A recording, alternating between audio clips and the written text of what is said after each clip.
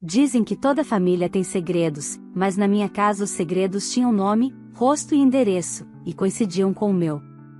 2 dias antes do jantar de Natal, fui até a casa dos meus pais acreditando que seria apenas mais uma visita rápida.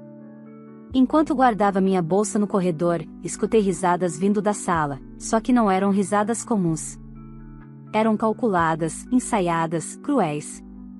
Meu nome estava no centro da conversa.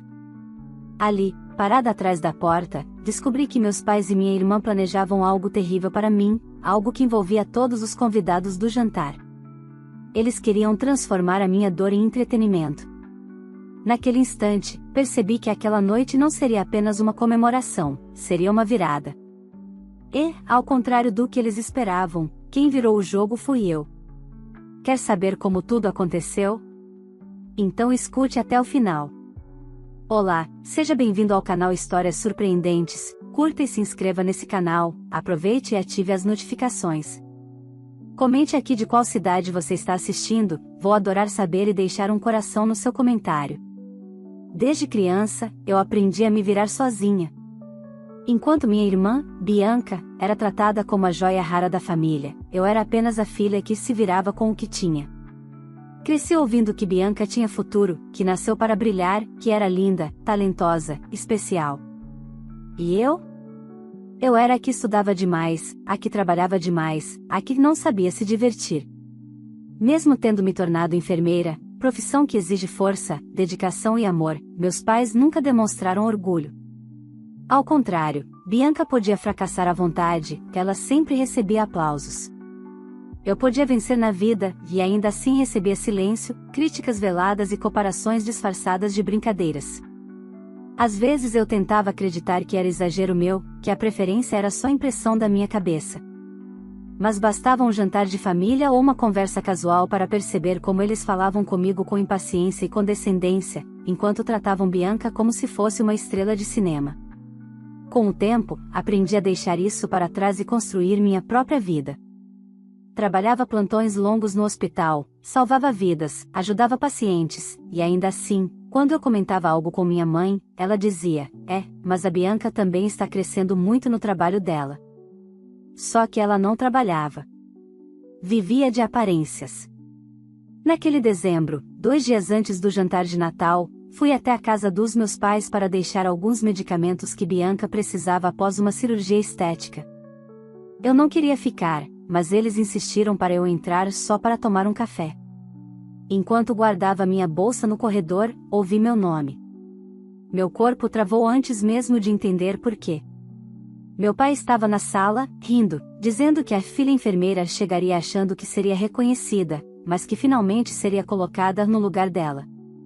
Bianca gargalhava com ele e contou, com orgulho, o presente perfeito, uma caixa enorme, lindamente embrulhada, mas com uma camiseta velha dela dentro. No meio das risadas, meu pai repetiu o discurso que diria em voz alta, diante de todos os convidados: esse é o seu presente, o que você merece, o resto da sua irmã.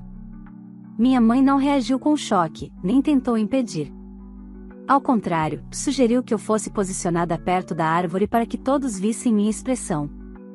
A graça está no constrangimento, ela disse, e os 3 começaram a rir como se estivessem planejando um número de teatro. Era claro que minha humilhação seria o espetáculo principal da noite. Meus joelhos tremiam, meu coração acelerava, mas não por tristeza, por clareza. Não havia amor ali. Não havia laço familiar.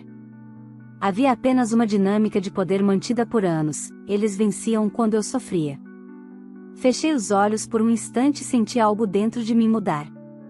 Eu podia entrar ali e gritar, podia confrontá-los naquele momento, mas isso só confirmaria para eles o que sempre tentaram fazer, me desestabilizar. Em vez disso, respirei fundo, coloquei um sorriso no rosto e entrei na sala como se não tivesse ouvido nada. Agradeci o café, falei sobre meu trabalho no hospital, me despedi com um beijo no rosto de cada um e disse: nos vemos no jantar de Natal, vai ser especial. Nenhum deles desconfiou da ironia escondida. Dirigi de volta para casa com aquela frase martelando na cabeça: eles vão me entregar uma caixa para me humilhar. E naquele exato instante, um plano começou a se formar, não para humilhar de volta, mas para nunca mais permitir que rirem do meu sofrimento. Não seria vingança cega. Seria a exposição da verdade. Eles construíram um palco para me destruir. Eu apenas decidiria quem realmente ficaria exposto naquele palco. Nos 2 dias seguintes, eu agi em silêncio. Organizei tudo sozinha, sem contar a ninguém. O que mais doeu não foi o plano deles, mas perceber que, em 30 anos de vida, nenhuma vez sequer eu tinha sido tratada como filha naquele lugar. Eu era apenas o alvo mais fácil. Bianca era idolatrada, e eu era tolerada. Mas essa consciência, em vez de me enfraquecer, me libertou. Eu finalmente enxerguei quem eram e quem eu havia me tornado sem eles, uma mulher forte, independente, dona de si. Quando o dia 24 chegou, eu me olhei no espelho antes de sair. Pela primeira vez, eu não pedi aprovação de ninguém, nem imaginei o que eles pensariam. Eu estava pronta, não para fazer escândalo, mas para colocar um ponto final na versão da história onde eu nasci para ser submissa. Eles queriam um espetáculo. E teriam. Só que não seria o espetáculo que imaginaram. O salão do Clube Esperança, onde aconteceria o jantar de Natal, estava lotado quando cheguei.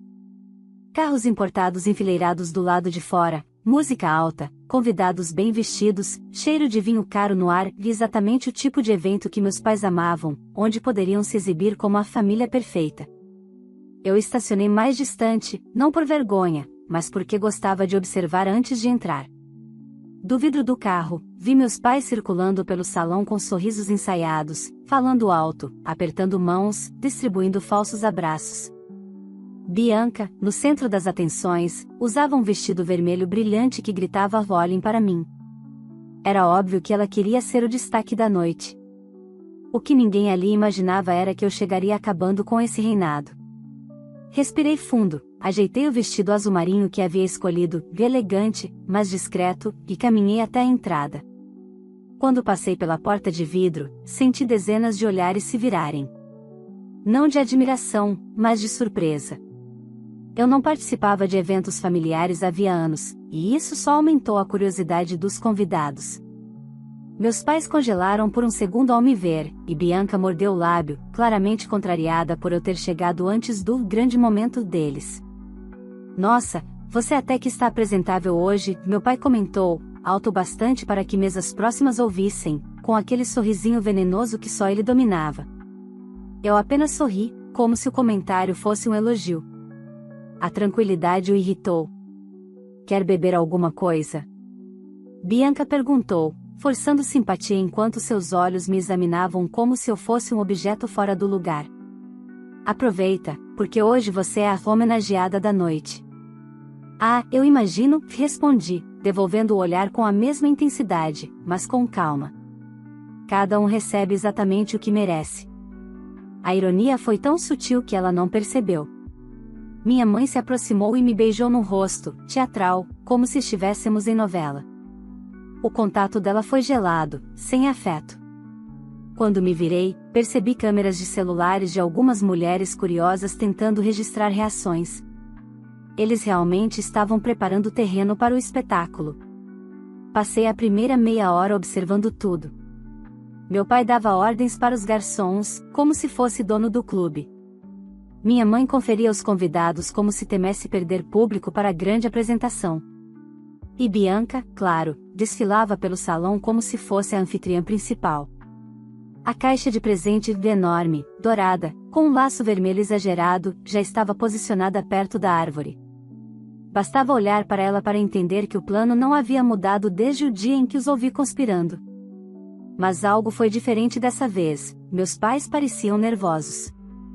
Eu estava tranquila, sorridente, conversando com pessoas que não via há anos, contando alguns casos leves do hospital, e todos me cumprimentavam com surpresa sincera.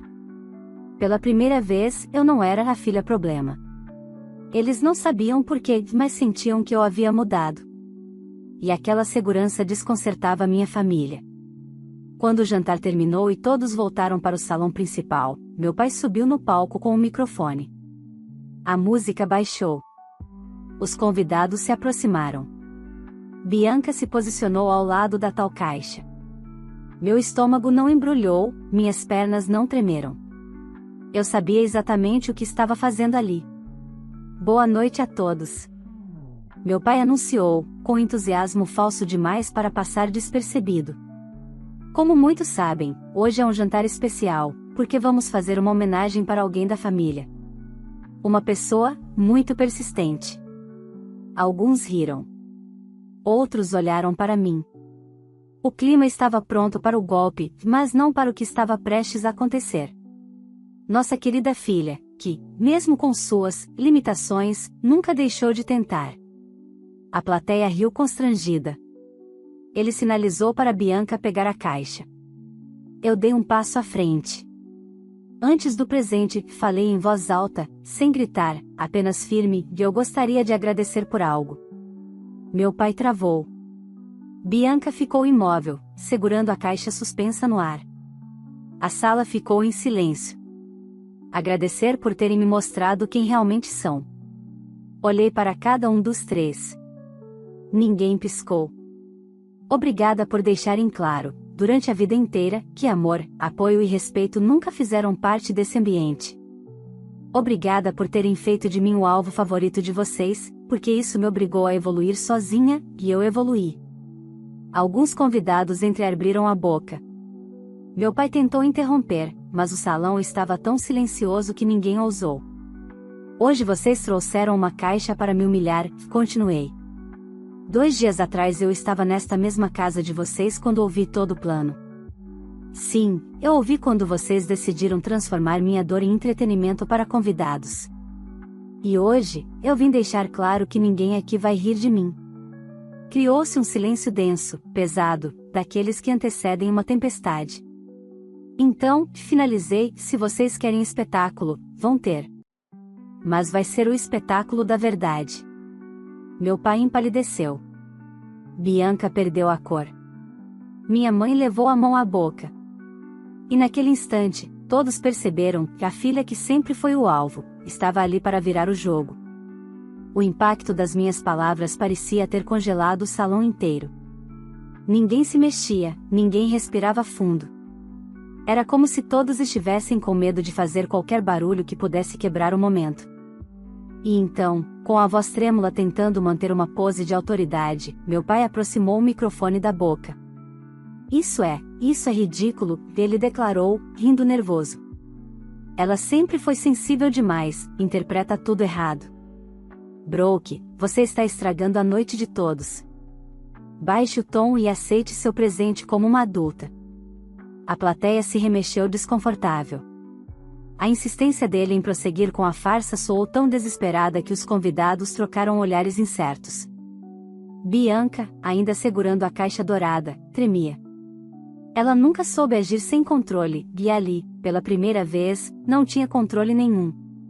Já que estamos falando de ser adulta, respondi, calmamente, talvez seja uma boa hora para mostrar a todos aqui o que vocês acharam que ficaria escondido.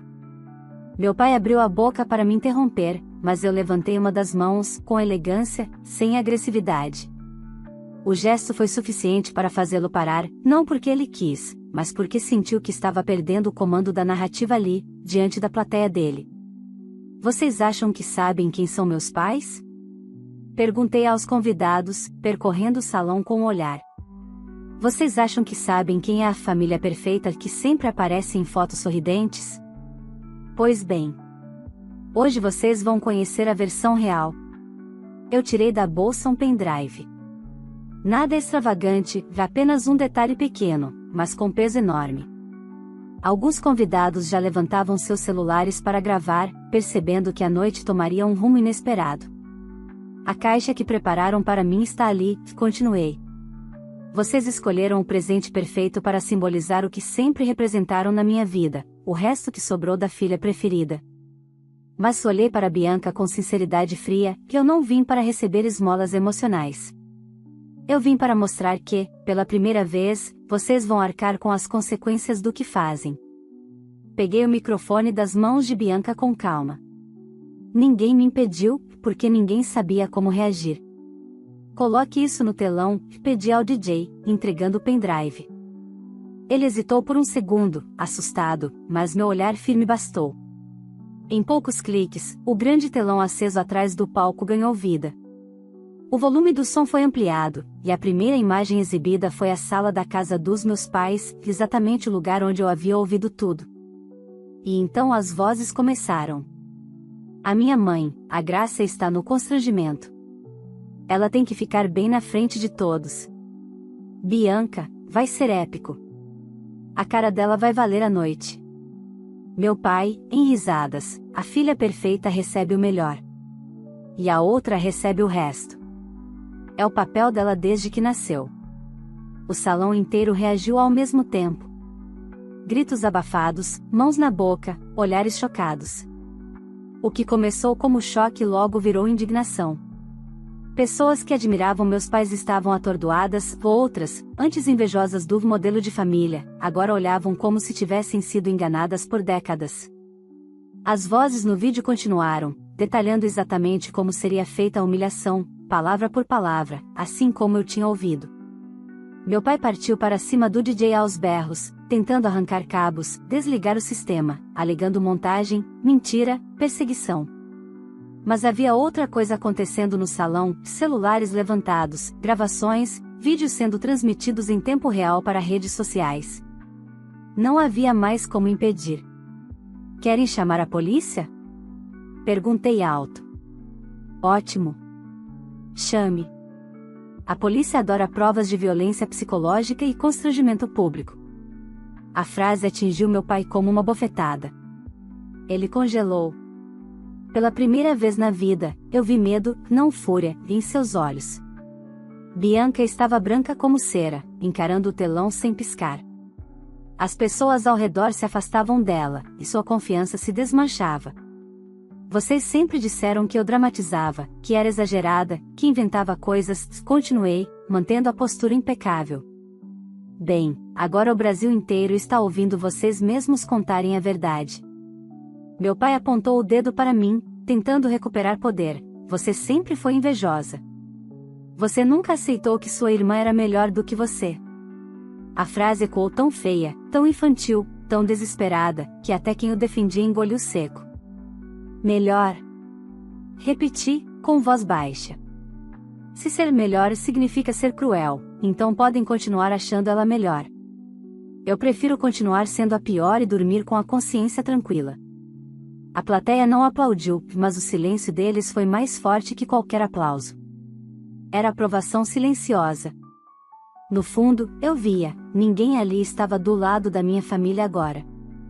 Bianca, tremendo de nervoso, deixou a caixa cair no chão, e quando o laço se abriu, a camiseta velha saiu do pacote, escancarando a verdade em forma física. O público murmurou de horror. Minha mãe tentou se abaixar para esconder o objeto, mas era tarde demais. Hoje, finalizei, devolvendo o microfone ao pedestal, vocês não vão me destruir. Hoje, quem perde tudo são vocês. E então, pela primeira vez em 30 anos, minha família não tinha resposta. Eles só tinham vergonha. Quando o vídeo terminou, o salão já estava em ebulição. Não havia mais controle possível. Pessoas que admiravam meus pais agora cochichavam com indignação, outras filmavam tudo sem vergonha alguma, algumas simplesmente se afastavam em repulsa. A imagem perfeita da família exemplar havia desmoronado diante de todos, em poucos minutos, e eu não levantei um dedo além de mostrar a verdade. Meu pai, empurrado por alguns convidados que tentavam contê-lo, ainda berrava palavras desconexas, acusando, culpando, tentando encontrar algum discurso que revertesse a situação. Mas já não havia plateia para ele. Sua voz era só barulho irritante num ambiente que não acreditava mais nele. Eu, por outro lado, estava calma demais para o que acontecia ao meu redor. Era como se meu corpo inteiro tivesse se preparado durante anos exatamente para aquele momento. A dor que antes me consumia agora parecia distante, substituída por uma clareza absoluta. Nada do que estava acontecendo era vingança, era justiça. E então algo inesperado aconteceu. Bianca caiu de joelhos, segurando a cabeça com as duas mãos, como se o mundo tivesse acabado. Não havia mais arrogância, nem sorrisos ensaiados, nem postura de princesa. Ela estava completamente despida da máscara que usava desde criança. E pela primeira vez, eu a vi como uma pessoa, não como uma rival criada à força pela preferência dos nossos pais. Minha mãe se ajoelhou ao lado dela, tentando abraçá-la, mas Bianca a empurrou com força, num grito desesperado: "Você sempre sabia. Você sempre sabia e nunca fez nada." O salão silenciou novamente. Não por empatia, mas porque, enfim, a verdade completa estava vindo à tona, a verdade que não tinha nada a ver comigo. "Você me ensinou a tratar ela assim."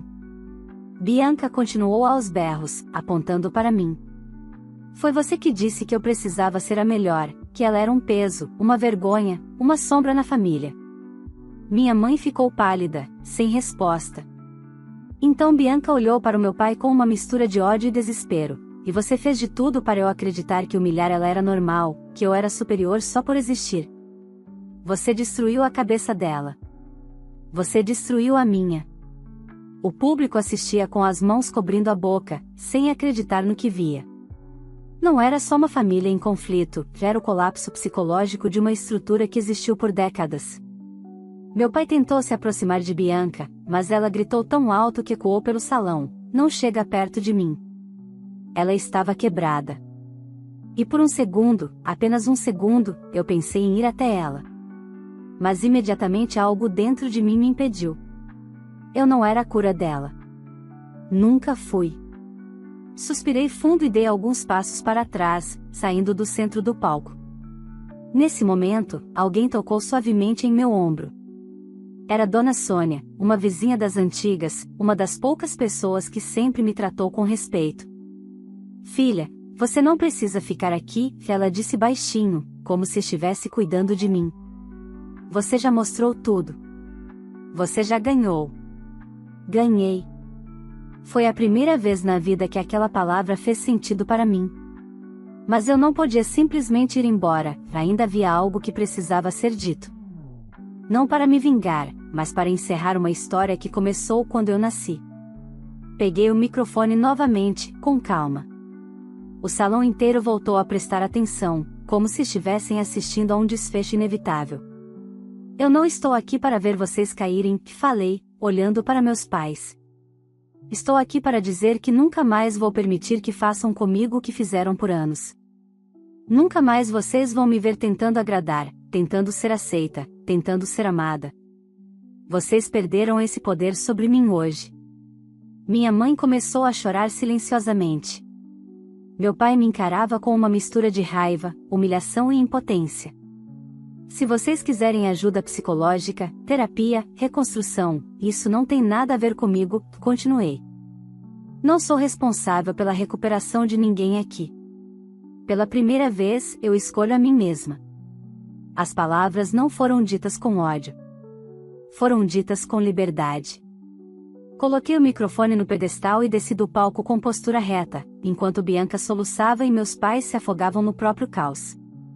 E quando atravessei o salão, murmurinhos começaram, não sobre mim, mas sobre eles. O encanto social estava quebrado. Nada seria restaurado depois daquela noite. Quando finalmente cheguei à porta, pronta para sair daquele ambiente para sempre, senti minha pulseira vibrar, notificação no celular.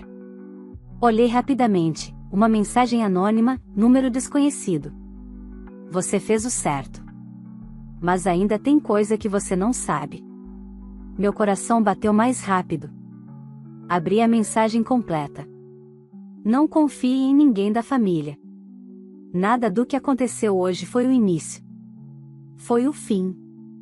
Outra mensagem entrou segundos depois: "E se eu disser que alguém muito próximo de você protegeu a verdade esse tempo todo?" Antes que eu pudesse responder, uma terceira mensagem: "Se quiser entender tudo, nos vemos amanhã. 15 horas, Clínica Aurora." Clínica Aurora. O centro médico onde fiz meu primeiro estágio quando era estudante de enfermagem, e onde tudo começou a desandar na minha vida. Fechei os olhos por um instante. Aquele Natal não tinha sido o fim da minha história. Tinha sido só o começo. Eu quase não dormi naquela noite.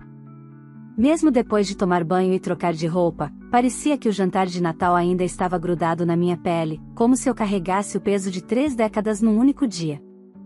Mas não era arrependimento. nem culpa. Era apenas a sensação de estar prestes a descobrir algo ainda maior, algo que eu não sabia se queria ouvir, mas precisava. Às 15 horas em ponto eu estava na porta da Clínica Aurora. O lugar estava exatamente como eu lembrava, paredes claras, cheiro de desinfetante e lavanda, o som distante de passos apressados pelos corredores. Ali foi onde comecei minha carreira, ainda como estagiária. E ali também foi onde minha relação com minha família começou a ruir de vez. Não porque eu fiz algo errado, mas porque eu comecei a fazer algo muito certo, construir minha própria vida. Quando informei meu nome na recepção, a atendente pareceu já estar esperando. Sem questionar nada, me acompanhou até uma sala reservada. O coração acelerou. Eu estava preparada para qualquer coisa. Ou pelo menos era o que pensei. Quando a porta se abriu, senti meu corpo travar. Sentado à mesa, aguardando, estava André. Sim, o André. O estagiário com quem trabalhei naquele hospital anos atrás. O colega que parecia meu amigo até o dia em que, do nada, desapareceu da minha vida. Alto, calmo, olhar profundo, mais maduro, mas ainda com o mesmo ar misterioso.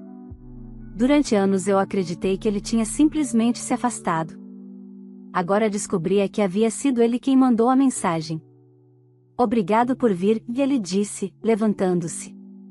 Por um instante, seu olhar percorreu meu rosto com uma mistura de alívio e preocupação. Eu não respondi. Eu só queria ouvir o motivo de tudo. Ele respirou fundo. Eu acompanhei o que aconteceu ontem. E eu sei que para você foi libertador, mas sinto muito mesmo assim. Aquela delicadeza me desconcertou. Eu estava pronta para confronto, não para compreensão. Por que você me chamou? Perguntei, indo direto ao ponto. Ele puxou uma pasta grossa de dentro de uma mochila. Porque tem algo sobre a sua família que você precisa saber. Algo que envolve você, e envolve a minha saída da sua vida anos atrás. Eu senti o estômago revirar. Ele abriu a pasta, revelando documentos, e-mails impressos, comprovantes de depósitos, laudos médicos, relatórios. Precisamente organizados, não era amadorismo, aquilo tinha sido investigado com cuidado. Deixa eu explicar desde o começo, continuou. Quando trabalhamos juntos na Clínica Aurora, seu desempenho chamava a atenção de todos. Mas houve alguém que se incomodou muito com isso. Alguém que não queria você crescendo, nem independente, nem admirada. Eu gelei. Eu sabia exatamente de quem ele falava, meu pai. Ele começou a aparecer aqui, e André continuou, dizendo que você era emocionalmente instável, que precisava ser olhada de perto, que talvez não aguentasse o estresse da profissão. Ele queria criar um histórico para te descredibilizar, caso um dia precisasse te derrubar. A respiração ficou pesada. Eu me lembrava vagamente de boatos na época, cochichos, olhares estranhos, e agora tudo fazia sentido.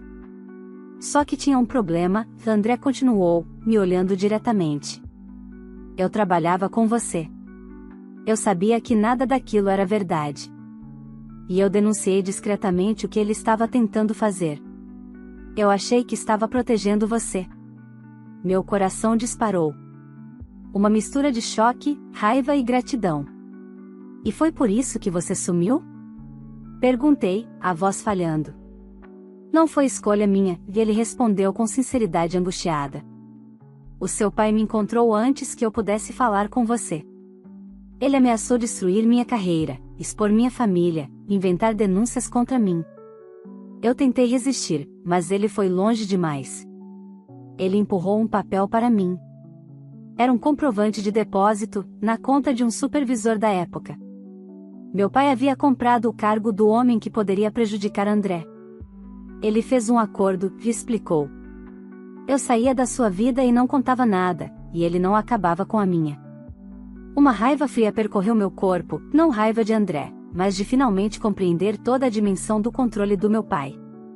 Ele não só me diminuía em casa, ele tentava fechar qualquer porta que pudesse me levar para uma vida livre da família. Mas por que agora? Perguntei, ainda tentando decifrar o que ele realmente queria me dizer. Porque ontem, Quando você expôs tudo, eu finalmente entendi que seu pai não tem mais como te atingir, respondeu. E porque tem uma coisa ainda mais importante que você precisa saber. Ele tirou uma foto do envelope. 3 pessoas nela, 2 bebês recém-nascidos, e minha mãe, segurando um bebê em cada braço. Você tem uma irmã gêmea, André disse com clareza, e essa irmã não é Bianca. O mundo girou. Eu senti o chão sumir. Como assim? Sua mãe teve 2 filhas no parto. Você e uma outra menina. Só que seu pai achou que seria mais vantajoso criar a Bianca, filha da irmã da sua mãe, que foi abandonada pelo namorado e não tinha como cuidar dela. A troca aconteceu no hospital. Você ficou, porque era filha biológica deles. A outra bebê foi entregue para outra família. E Bianca foi registrada como filha deles. Eu não conseguia respirar. Eu passei uma vida inteira lutando contra uma irmã que nem era minha irmã de sangue. E o pior, André completou, é que essa outra menina está viva. E seu pai sempre soube. Ele manteve contato com a família que ficou com ela. Pagou para nunca ser revelado. Ele empurrou para mim outro papel. O nome dela. O endereço. A cidade. Minha outra irmã. Minha irmã de verdade. Meu corpo tremeu, não de fragilidade, mas de impacto. O mundo inteiro da minha família era ainda mais podre do que eu imaginava. Cada elo, cada ferida, cada humilhação, agora ganhava novas proporções. Achei que você merecia saber, André concluiu. Eu fiquei em silêncio por longos segundos. E então, falei devagar, sim. Eu merecia. Levantei-me da cadeira, peguei os documentos e caminhei até a porta. Obrigada por tudo que fez, eu disse, sem virar para trás. Mas não espere que minha dor vire romance. Antes que ele pudesse responder, eu deixei a sala e segui pelo corredor com passos firmes. Meu pai destruiu tudo o que tocou, mas não me destruiria mais. E agora existia uma verdade ainda maior diante de mim. Uma irmã perdida. E um acerto final que ainda precisava acontecer. Nos dias que se seguiram após encontrar André e descobrir a verdade sobre minha irmã perdida, minha mente parecia funcionar em 2 velocidades ao mesmo tempo, uma racional, analisando fatos, documentos, datas, outra emocional, tentando assimilar o impacto de tudo. Eu não tinha só exposto meus pais. Eu tinha arrancado uma máscara que eles esconderam do mundo por 3 décadas. E por trás dessa máscara havia algo ainda mais cruel do que favoritismo, roubo de identidade, abandono e manipulação desde o meu nascimento. O primeiro impulso foi pegar o carro e ir atrás dela imediatamente. Mas eu respirei fundo. Eu não iria para cima de ninguém com carência ou desespero, que eu não era mais aquela garota. Então esperei 2 dias, organizei minha mente e marquei uma viagem. A cidade era pequena, no interior de Minas Gerais, casas simples, ruas tranquilas, uma praça com uma fonte antiga. Nada lembrava os salões luxuosos onde meu pai gostava de ser admirado. Era quase irônico que a vida que ele tentou evitar para impedir escândalos tenha sido justamente a que proporcionou estabilidade e afeto à minha irmã. O nome dela era Marina. Quando estacionei em frente à casa, minhas mãos estavam suadas. Eu sabia que minha história estava prestes a mudar de novo. Toquei a campainha. Os segundos pareceram horas. Até que a porta abriu, e lá estava ela. O choque foi imediato. Não porque ela se parecia comigo fisicamente, mas porque ela tinha meu olhar. Um olhar que não se deixa dobrar pelo mundo. Forte, resiliente, silencioso e profundo. Ela franziu levemente a testa, surpresa, talvez tentando identificar de onde me conhecia. Posso ajudar? Perguntou com voz calma. Meu coração apertou, mas minha postura se manteve firme. Sim. Meu nome é Laura. E eu acho que nós precisamos conversar. Contei tudo. Sem exageros. Sem enfeites. Sem dramatização. Ali, sentadas à mesa simples da cozinha dela, enquanto o vento batia nas janelas, eu disse palavra por palavra. Ela escutou tudo sem interromper. Às vezes arregalava os olhos, às vezes respirava fundo, às vezes segurava lágrimas, mas não fugiu da verdade. Quando terminei, o silêncio se instalou. Eu sempre soube que tinha alguma coisa, ela disse, por fim. Nunca soube o que. Mas sempre senti que tinha uma história escondida atrás do meu nascimento. Não havia cobrança na fala dela. Nem ódio. Nem pressa para abraços ou termos como irmã. Era só verdade olhando verdade. Eu ainda estou tentando processar tudo, ela continuou. Mas quero te agradecer por ter vindo pessoalmente. Pela coragem. Eu senti a primeira lágrima escorrer, não de dor, mas de alívio. Alguém finalmente me via. Não pelo que eu representava, mas pelo que eu era. Ficamos conversando por horas.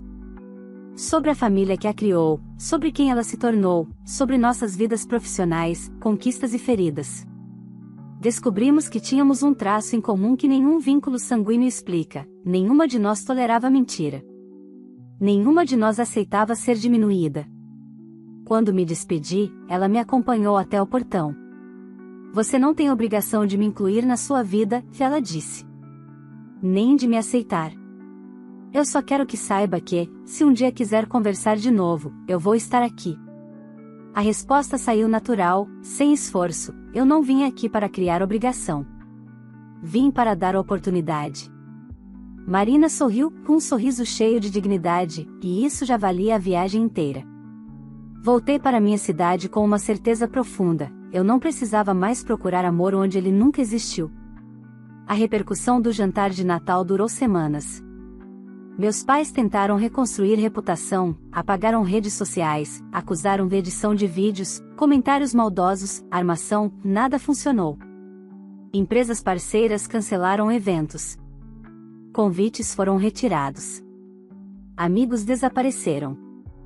Pela primeira vez, eles estavam experimentando o peso da honestidade pública. Bianca tentou me procurar. Mandou mensagens longas, depois áudios chorando, depois recados dizendo que estava em terapia, dizendo que queria consertar tudo. Mas eu não respondi. Não por frieza, mas por respeito a mim mesma. Alguns laços não foram criados para ser consertados. Minha mãe também tentou contato. Mensagens curtas, depois longas, depois silenciosas. Eu não apaguei nenhuma, mas não respondi. Amor não é desculpa para destruição. E mesmo que ela tenha sido vítima, também foi cúmplice. Eu a desejava bem, mas longe. Meu pai? Ele nunca entrou em contato. Pela primeira vez na vida, ele teve que lidar com consequência, e consequência dói mais em quem nunca conheceu. A parte mais inesperada foi perceber que, mesmo depois de tudo, eu não estava com sede de vingança. Eu não queria destruir mais ninguém. Eu só não permitiria nunca mais que me destruíssem. Voltei para o trabalho no hospital com um novo olhar. Eu não era mais a enfermeira que tentava provar valor. Eu era uma mulher que sabia o próprio valor. Colegas percebiam. Pacientes percebiam. Eu percebia. A vida finalmente era minha. 2 meses depois, recebi uma notificação no celular. Uma nova ligação de número desconhecido. Não atendi. Não tenho mais espaço para histórias velhas. Mas veio uma mensagem: seu pai está perguntando se você pretende visitá-lo. Eu apaguei sem ler até o fim. Minutos depois, outra mensagem chegou. Dessa vez de Marina: passei perto da sua cidade hoje. Pensei em você. Obrigada por ter batido na minha porta. Eu sorri. Estava claro quem merecia ficar e quem merecia ir.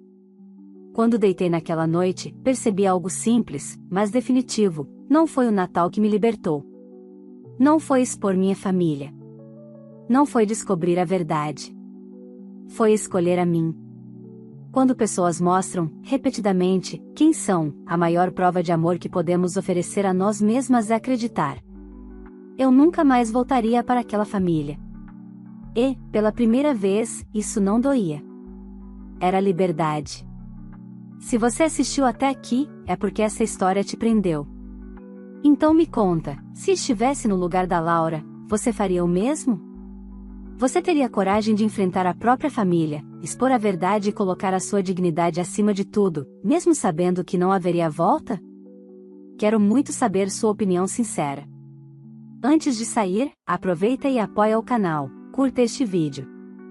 Se inscreva e ative o sininho para receber as próximas histórias. Compartilhe com alguém que você sabe que precisa ouvir essa mensagem.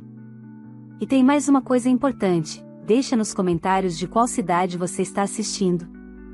Eu amo saber até onde as nossas histórias chegam e faço questão de dar um coração em cada comentário. Obrigada por acompanhar até o final. E lembre-se, não importa o quanto tentem te diminuir, você tem o direito de escolher a si mesma, mesmo que isso signifique cortar laços com quem mais deveria ter te amado. Nos vemos no próximo vídeo.